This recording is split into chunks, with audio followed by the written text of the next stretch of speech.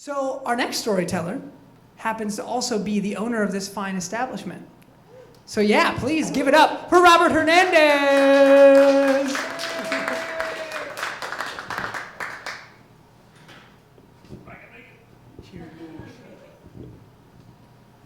Goodness, I don't know if I can use this thing. All right, if you know me, you know I'm full of stories and I never run out of stories. And so just hearing waking up in the field. So this story I will title, It Happens Every Time. So I have to tell a story to tell the story. So I am 13 years old. We live in Sikeston, Missouri. Now, if anybody's ever been to Sikeston, Missouri, you know there is nothing in Sikeston, Missouri. So on a cold, wintry day, kept home from school because the snow was taller than the door, my stepmother made the decision to play some cards with us.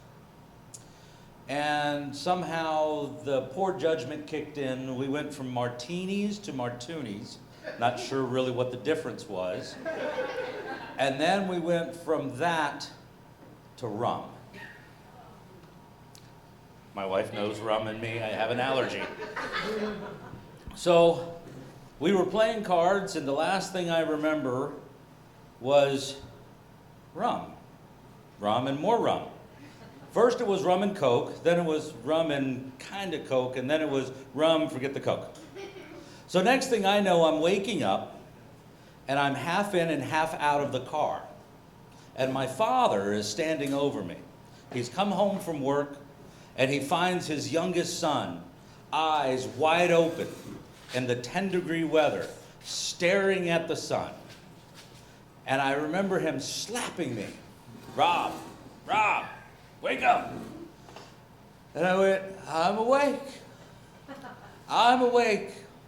Turns out, we had the bright idea that we were going to go swimming. I don't know whose idea it was. I have two older brothers, by the way, who, needless to say, I have many scars and concussions because of them. So I'm sure at some point they thought it was a great idea. Let's convince Rob that we're going to go swimming because he's too drunk. Well, I was the only one that made it to the car. Everyone else was still outside. I didn't fully make it to the car, but I ended up half in, half out, in swim trunks, staring at the sun in the middle of winter. So remember that vision.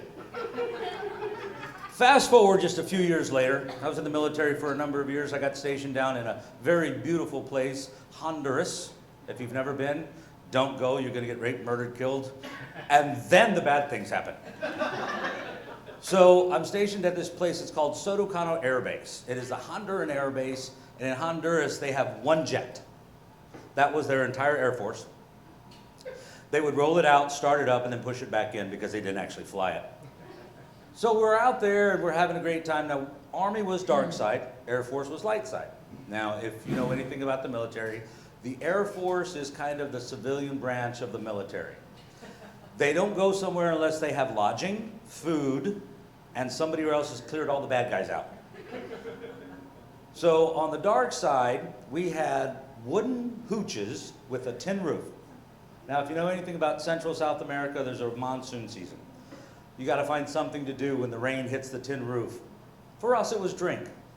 It's called geographical alcoholic. You go somewhere and you drink a ton because you're not at home. You don't have to make, smart decisions. Because how far can you go? It's all fenced in. You're not going to get far. Well, we had an agreement with the little guy that ran the PX, which is the post exchange, that anytime great liquor would come in, he would ding, ding, ding, give us a call. Well, guess what came in? Ron Rico 151 rum. Bad decision. We drove our little Humvee right over there to the other side. We grabbed the entire case, less one bottle, and we said we're going to make a night of it. So we had all these great plans. I was in a Black Hawk unit, and we had Huey guys and Chinook guys, and we had to do what's called carrier landing. So you land your helicopter on a carrier. So we said, hey, let's make a carrier. So bright-eyed, bushy-tailed us. We built a physical carrier that was 12 feet long, gray. We had the con tower. We even put a little motor in it that it spun around. It was absolutely awesome.